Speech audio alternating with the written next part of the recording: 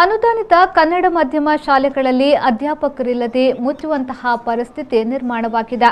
ಈ ನಿಟ್ಟಿನಲ್ಲಿ ಅನುದಾನಿತ ಶಾಲೆಗಳಿಗೆ ಅತಿಥಿ ಶಿಕ್ಷಕರನ್ನ ನೇಮಕ ಮಾಡುವಂತೆ ವಿಧಾನಸಭಾ ಅಧಿವೇಶನದಲ್ಲಿ ಪ್ರಾಥಮಿಕ ಹಾಗೂ ಪ್ರೌಢ ಶಿಕ್ಷಣ ಸಚಿವರಾದ ಬಿಸಿ ನಾಗೇಶ್ ಅವರಿಗೆ ಪುತ್ತೂರು ಶಾಸಕರಾದ ಸಂಜೀವ ಮಠಂದೂರು ಅವರು ಆಗ್ರಹಿಸಿದರು.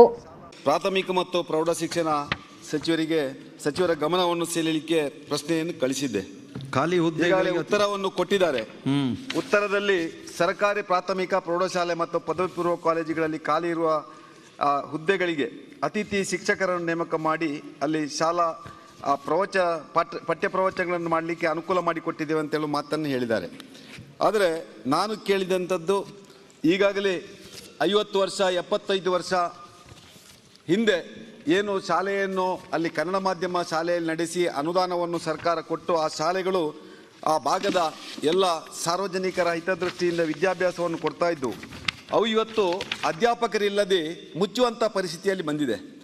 ಒಂದು ಹಂತದಲ್ಲಿ ಸರ್ಕಾರಿ ಶಾಲೆ ವಿಷಯ ಇರೋದು ಅತಿಥಿ ಶಿಕ್ಷಕರನ್ನ ನೇಮಕ ಮಾಡಿಕೊಟ್ಟಿದ್ದೀವಿ ಅಂತ ಹೇಳ್ತಾರೆ. ನಿಮ್ದೇನು ಪಾಯಿಂಟ್ ಏನು? ಆ ಅತಿಥಿ ಉಪನ್ಯಾಸಕರನ್ನು ಅಲ್ಲಿ ಕೊಟ್ಟರೆ ಆ ಶಾಲೆಯನ್ನು ಉಳಿಸಬಹುದು ಅಂತೇಳಿ ನನ್ನ ಒಂದು ಕ್ಷೇತ್ರದಲ್ಲಿ ಶೂನ್ಯ ಅಧ್ಯಾಪಕರ ಶಾಲೆಗಳು ಇದೆ.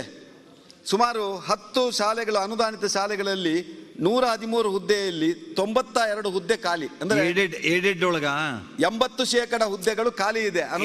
ಗೌರ್ಮೆಂಟ್ ನೀವು ಹೇಳೋದು ಏಡೆಡ್ ಸ್ಕೂಲೋ ಗೌರ್ಮೆಂಟ್ ಸ್ಕೂಲೋ? ಏಡೆಡ್ ಕನ್ನಡ ಮಾಧ್ಯಮ ಶಾಲೆಗಳು. ನಾನು ಹೇಳುವಂಥದ್ದು ಆ ಕನ್ನಡ ಮಾಧ್ಯಮ ಶಾಲೆಗಳನ್ನು ಉಳಿಸಬೇಕು. ಅದಕ್ಕೆ ಬೇಕಾಗಿ ಹೇಗೆ ಸರ್ಕಾರಿ ಶಾಲೆಯಲ್ಲಿ ಅತಿಥಿ ಉಪನ್ಯಾಸಕರು ಅಧ್ಯಾಪಕರನ್ನು ಕೊಟ್ಟಿದ್ದಾರೋ ಅದೇ ರೀತಿಯಲ್ಲಿ ಈ ಅನುದಾನಿತ ಶಾಲೆಗಳಿಗೂ ಕೊಡಬೇಕು ಅಂತೇಳಿ. ಈಗ ಓಕೆ ನಾಗೇಶ್ ಅವರು, ಏಡೆಡ್ ಇನ್ಸ್ಟಿಟ್ಯೂಷನ್ನಿಗೂ ಈ ಅತಿಥಿ ಉಪನ್ಯಾಸಕರನ್ನು ಕೊಡಿ ಖಾಲಿ ಇರೋ ಹುದ್ದೆಗೆ ಅಂತ. ಮಾನ್ಯ ಅಧ್ಯಕ್ಷರೇ, ಸದ್ಯಕ್ಕೆ ಆ ಥರದ್ದು ಯಾವುದೂ ಪದ್ಧತಿ ಇಲ್ಲ. ಬರೀ ಸರ್ಕಾರಿ ಶಾಲೆ ಖಾಲಿ ಹುದ್ದೆಗಳಿಗೆ ಅತಿಥಿ ಶಿಕ್ಷಕ ತಗೊಳ್ಳುವಂಥದ್ದಿದೆ. ಅನೇಕ ಏಡೆಡ್ ಸ್ಕೂಲ್ಸಲ್ಲಿ ಅದು ಇದೆ ಮತ್ತು ಏಡೆಡ್ ಶಾಲೆಗಳಲ್ಲಿ ಮಕ್ಕಳು ಸಹಿತ ಇಲ್ಲ. ಪೋಸ್ಟು ಖಾಲಿ ಇದೆ, ಮಕ್ಕಳೂ ಇಲ್ಲ. ಮುಂದಿನ ದಿನಗಳಲ್ಲಿ ಸರ್ಕಾರ ಇದ್ರ ಬಗ್ಗೆ CM ಜೊತೆ ಮಾತಾಡಿ ಏನಾರು ಒಂದು ನಿರ್ಣಯ